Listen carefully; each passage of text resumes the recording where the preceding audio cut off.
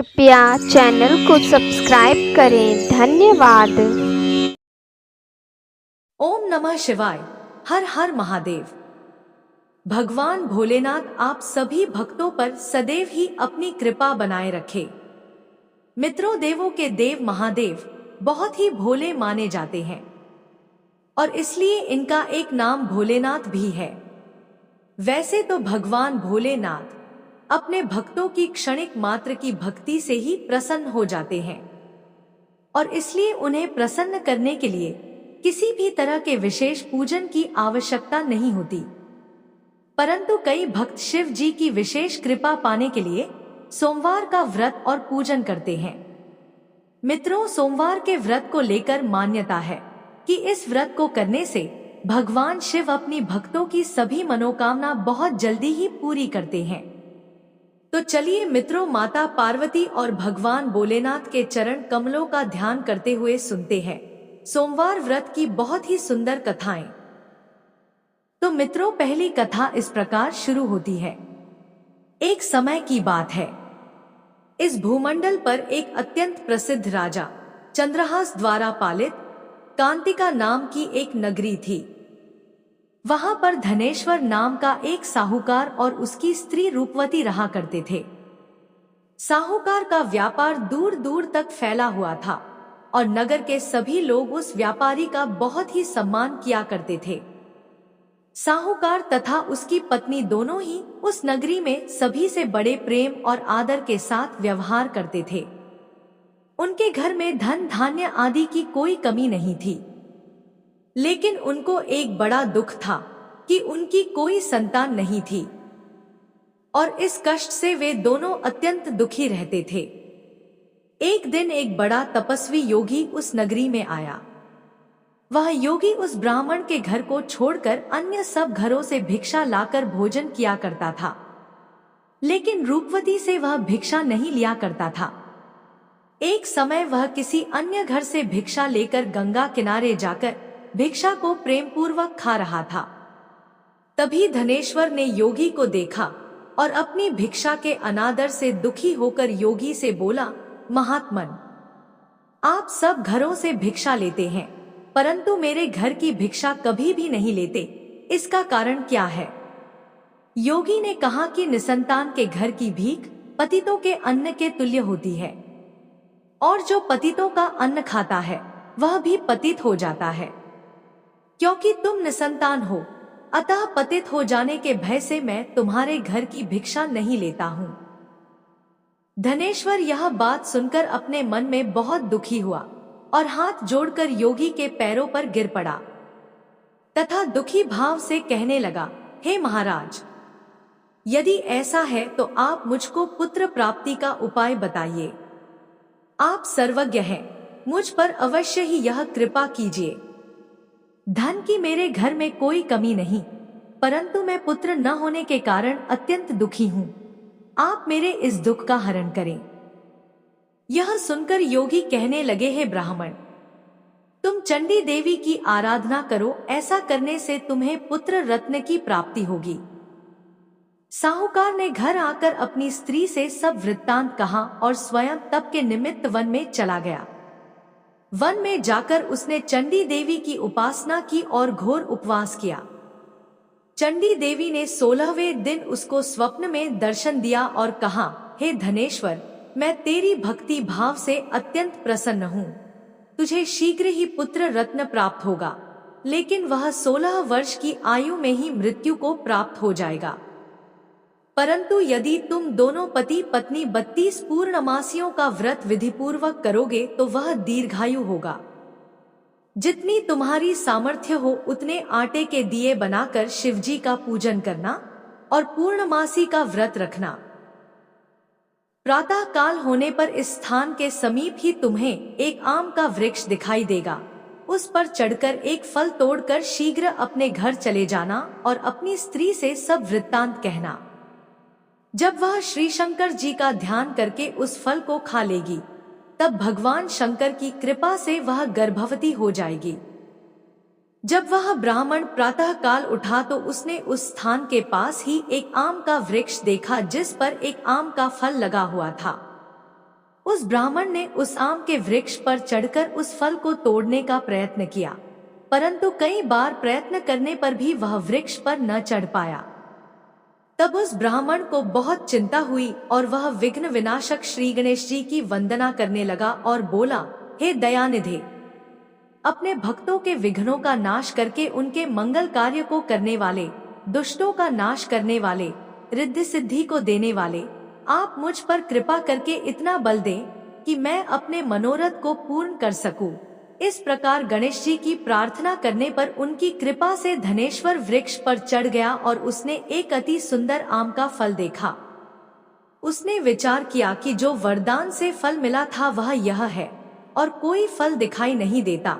उस धनेश्वर ब्राह्मण ने जल्दी से उस फल को तोड़कर अपनी स्त्री को लाकर दिया और उसकी स्त्री ने अपने पति के कथनानुसार उस फल को खा लिया। इसके पश्चात वह गर्भवती हो गई।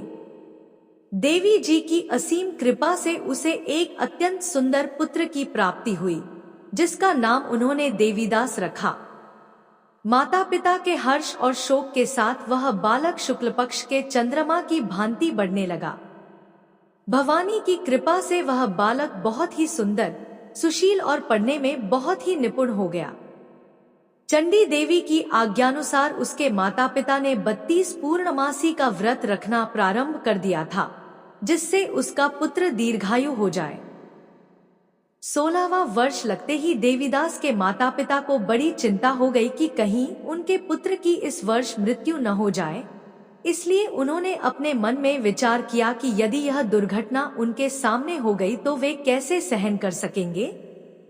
उन्होंने देवीदास के मामा को बुलाया और कहा कि हमारी इच्छा है कि देवीदास 1 वर्ष तक काशी में जाकर विद्याध्ययन करे और हम उसको अकेला भी नहीं छोड़ना चाहते, इसलिए साथ में तुम चले जाओ और 1 वर्ष के पश्चात इसको वापस लौटा लाना। सब प्रबंध करके उसके माता पिता ने काशी जाने के लिए देवीदास को एक घोड़े पर बैठाकर उसके मामा को उसके साथ विदा कर दिया। धनेश्वर ने अपनी पत्नी के साथ अपने पुत्र की मंगल कामना तथा दीर्घायु के लिए भगवती दुर्गा की आराधना और पूर्णमासियों का व्रत करना आरंभ कर दिया। इस प्रकार उन्होंने 32 पूर्णमासी का व्रत पूरा किया। कुछ समय पश्चात एक दिन वह दोनों मामा और भांजा मार्ग में रात्रि बिताने के लिए किसी ग्राम में ठहरे हुए थे। उस दिन उस गांव में एक ब्राह्मण की अत्यंत सुंदरी, सुशीला, विदुषी और गुणवती कन्या का विवाह होने वाला था। जिस धर्मशाला के अंदर वर और उसकी बारात ठहरी हुई थी, उसी धर्मशाला में देवीदास और उसके मामा भी ठहरे हुए थे। संयोगवश कन्या को तेल आदि चढ़ाकर मंडप आदि का कृत्य किया जा रहा था, लेकिन लग्न के समय वर को धनुर्वात मतलब एक वायुरोग जिसमें शरीर धनुष की तरह झुककर टेढ़ा हो जाता है हो गया। इस कारण वर के पिता ने अपने कुटुंबियों से परामर्श करके निश्चय किया कि यह देवीदास मेरे पुत्र जैसा ही सुंदर है, मैं इसके साथ ही लग्न करा देता हूँ और बाद में विवाह के अन्य कार्य मेरे लड़के के साथ हो जाएंगे।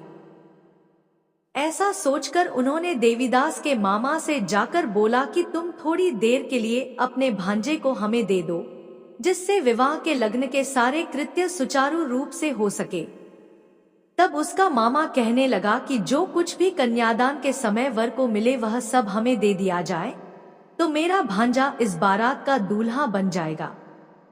यह बात वर के पिता ने स्वीकार कर ली और उसने अपने भांजे को वर बनने के लिए भेज दिया और उसके साथ सब विवाह कार्य रात्रि में विधिपूर्वक संपन्न हो गया। तो पत्नी के साथ वह भोजन न कर सका और अपने मन में सोचने लगा कि न जाने यह कैसी स्त्री होगी। वह एकांत में इसी सोच में पड़ गया तथा उसकी आंखों में आंसू आ गए। तब वधू ने पूछा कि क्या बात है, आप इतने उदासीन व दुखी क्यों हो रहे हैं। तब उसने सब बातें जो वर के पिता व उसके मामा में हुई थी उसको बतला दी। तब कन्या कहने लगी कि यह ब्रह्म विवाह के विपरीत कैसे हो सकता है। देव, ब्राह्मण और अग्नि के सामने मैंने आपको ही अपना पति बनाया है, इसलिए आप ही मेरे पति हैं। मैं आपकी ही पत्नी रहूंगी, किसी अन्य की कदापि नहीं। तब देवीदास ने कहा, ऐसा मत करिए, क्योंकि मेरी आयु बहुत कम है। मेरे पश्चात आपकी क्या गति होगी, इन बातों को अच्छी तरह विचार लो। परंतु वह दृढ़ विचार वाली स्त्री थी, बोली कि जो आपकी गति होगी वही मेरी गति होगी। हे स्वामी, आप उठिए और भोजन करिए, आप निश्चय ही भूखे होंगे। इसके बाद देवीदास और उसकी पत्नी दोनों ने भोजन किया तथा शेष रात्रि वे सोते रहे। प्रातः काल देवीदास ने अपनी पत्नी को 3 नगों से जड़ी हुई एक अंगूठी दी, एक रुमाल दिया और बोला, हे प्रिय, इसे लो और संकेत समझकर स्थिर चित्त हो जाओ। मेरा मरण और जीवन जानने के लिए एक पुष्पवाटिका बना लो, उसमें सुगंधी वाली एक नवमल्लिका लगा लो, उसको प्रतिदिन जल से सींचा करो और आनंद के साथ खेलो कूदो तथा उत्सव मनाओ। जिस समय और जिस दिन मेरा प्राणांत होगा, ये फूल सूख जाएंगे और जब ये फिर हरे हो जाएं, तो जान लेना कि मैं जीवित हूँ। यह समझा कर वह चला गया। प्रातः काल होते ही वहां पर गाजे बाजे बजने लगे और जिस समय विवाह के कार्य समाप्त करने के लिए वर तथा सब बाराती मंडप में आए तो कन्या ने वर को भली प्रकार से देखकर अपने पिता से कहा कि यह मेरा पति नहीं है, मेरा पति वही है जिसके साथ सत्र में मेरा पानी ग्रहण हुआ था, इसके साथ मेरा विवाह नहीं हुआ है। यदि यह वही है तो बताएं कि मैंने इसको क्या दिया। मधुपर्क और कन्यादान के समय जो मैंने भूषणादि दिए थे उन्हें दिखाएं तथा रात में मैंने क्या गुप्त बातें कही थी वह सब सुनाएं। पिता ने उसके कथनानुसार वर को बुलवाया गया। कन्या की यह सब बातें सुनकर वह कहने लगा कि मैं कुछ नहीं जानता। इसके पश्चात लज्जित होकर वह वहां से चला गया और सारी बारात भी अपमानित होकर वहां से लौट गई। भगवान श्री कृष्ण बोले, हे माता, इस प्रकार देवीदास काशी विद्याध्ययन के लिए चला गया। जब कुछ समय बीत गया तो काल से प्रेरित होकर एक सर्प रात्रि के समय उसको डसने के लिए वहां पर आया। उस विषधर के प्रभाव से उसके शयन का स्थान चारों ओर से विष से विषैला हो गया, परंतु व्रत के प्रभाव से उसको काट न पाया, क्योंकि पहले ही उसकी माता ने 32 पूर्णिमा का व्रत कर रखा था। इसके बाद मध्याह्न के समय स्वयं काल वहां पर आया और उसके शरीर से उसके प्राणों को निकालने का प्रयत्न करने लगा, जिससे वह मूर्छित होकर पृथ्वी पर गिर पड़ा। भगवान की कृपा से उसी समय पार्वती जी के साथ भगवान शंकर वहां पर आ गए। उसको मूर्छित दशा में देखकर पार्वती जी ने भगवान शंकर से प्रार्थना की कि हे प्रभु, इस बालक की माता ने पहले 32 पूर्णिमा का व्रत किया था, जिसके प्रभाव से हे भगवान आप इसको प्राण दान दे। भवानी के कहने पर भक्तवत्सल भगवान शिव ने उसको प्राण दान दे दिया। इस व्रत के प्रभाव से काल को भी पीछे हटना पड़ा और देवीदास स्वस्थ होकर बैठ गया। उधर उसकी स्त्री उसके काल की प्रतीक्षा किया करती थी। जब उसने देखा कि उस पुष्प वाटिका में पत्र पुष्प कुछ भी नहीं रहे तो उसको अत्यंत आश्चर्य हुआ, और जब वह वैसे ही हरी भरी हो गई तो वह जान गई कि वह जीवित हो गए हैं। यह देखकर वह बहुत प्रसन्न मन से अपने पिता के कहने लगी कि पिताजी, मेरे पति जीवित हैं, आप उनको ढूंढना शुरू करें। जब 16वां वर्ष व्यतीत हो गया तो देवीदास भी अपने मामा के साथ काशी से चल दिया। इधर उसके ससुर उसे ढूंढने के लिए अपने घर से जाने वाले ही थे कि वह दोनों मामा भांजा वहां पर आ गए। देवीदास को आता देखकर उसका ससुर बड़ी प्रसन्नता के साथ अपने घर में ले आया। उस समय नगर के निवासी भी वहां इकट्ठे हो गए और सबने निश्चय किया कि अवश्य ही इसी बालक के साथ इस कन्या का विवाह हुआ था। उस बालक को जब कन्या ने देखा तो पहचान लिया और कहा कि यह तो वही है जो संकेत करके गया था। तदुपरांत सभी कहने लगे कि भला हुआ जो यह आ गया, और सब नगरवासियों ने आनंद मनाया। देवीदास इसके बाद अपनी पत्नी और मामा को लेकर वहां से अपने माता पिता के पास आने को चल दिया। उसके ससुर ने भी उसे बहुत सारा धन और दहेज दिया। इधर साहूकार और उसकी पत्नी भूखे प्यासे रहकर बेटे की प्रतीक्षा कर रहे थे। उन्होंने प्रण कर रखा था कि यदि उन्हें अपने बेटे की मृत्यु का समाचार मिला तो वह भी प्राण त्याग देंगे। उसी रात को भगवान शिव ने साहूकार के स्वप्न में आकर कहा कि साहूकार, मैंने तेरी भक्ति और सच्ची श्रद्धा से प्रसन्न होकर तेरे पुत्र को लंबी आयु प्रदान की है, इसलिए अब तू निश्चिंत हो जा। सुबह जब साहूकार का पुत्र अपने घर की तरफ चल रहा था तो उसके माता पिता को लोगों ने खबर कर दी और कहा कि तुम्हारा पुत्र देवीदास अपनी पत्नी और मामा के साथ आ रहा है। ऐसा समाचार सुनकर पहले तो उन्हें विश्वास नहीं हुआ, लेकिन जब देवीदास आया और उसने अपने माता पिता के पैर छुए तो देवीदास के माता पिता ने उनका स्वागत किया, आरती उतारी और दोनों को अपने सीने से लगा लिया। दोनों के आने की खुशी में धनेश्वर ने बहुत सारा धन, दान, दक्षिणा आदि ब्राह्मणों को दी। इसी प्रकार जो कोई भक्त भगवान भोलेनाथ को सच्चे मन से पूजा अर्चना करता है और सोमवार व्रत करता है तो भगवान भोलेनाथ की कृपा से उसके सभी दुख दूर होते हैं और सभी मनोकामनाएं पूर्ण होती हैं और उसका सदा ही कल्याण होता है। तो बोलिए मित्रों, हर हर महादेव, जय शिव शंभू, जय भोलेनाथ। अब चलिए सुनते हैं दूसरी कथा। बहुत समय पहले की बात है। एक नगर में एक निर्धन ब्राह्मण अपनी पत्नी के साथ रहता था। उस ब्राह्मण के घर की आर्थिक स्थिति बहुत दयनीय थी। उसके घर में ना तो भोजन के लिए पर्याप्त अन्न था और ना ही कोई साधन जिससे जीवन आसानी से चल सके। लेकिन ब्राह्मण बड़ा ही धर्मपरायण व्यक्ति था और भगवान शिव का परम भक्त था। ब्राह्मण हर सोमवार को व्रत रखता और सच्चे मन से शिव जी की पूजा अर्चना किया करता था। उसका विश्वास था कि भगवान शिव उसकी भक्ति से प्रसन्न होकर एक दिन उसकी सभी परेशानियों का अंत करेंगे।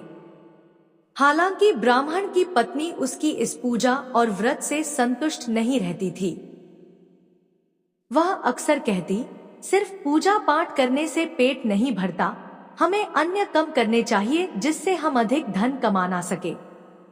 लेकिन ब्राह्मण हर बार उसे शांत करते हुए कहता, धन और साधन से अधिक महत्वपूर्ण है शिव जी की कृपा।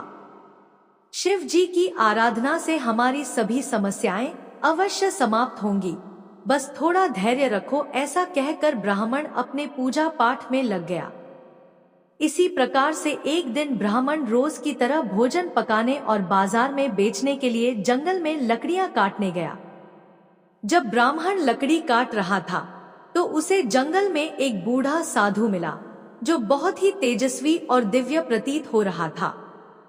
साधु ने ब्राह्मण को देखकर कहा, वत्स, तुम्हारे चेहरे पर चिंता की रेखाएं क्यों हैं? क्या बात है?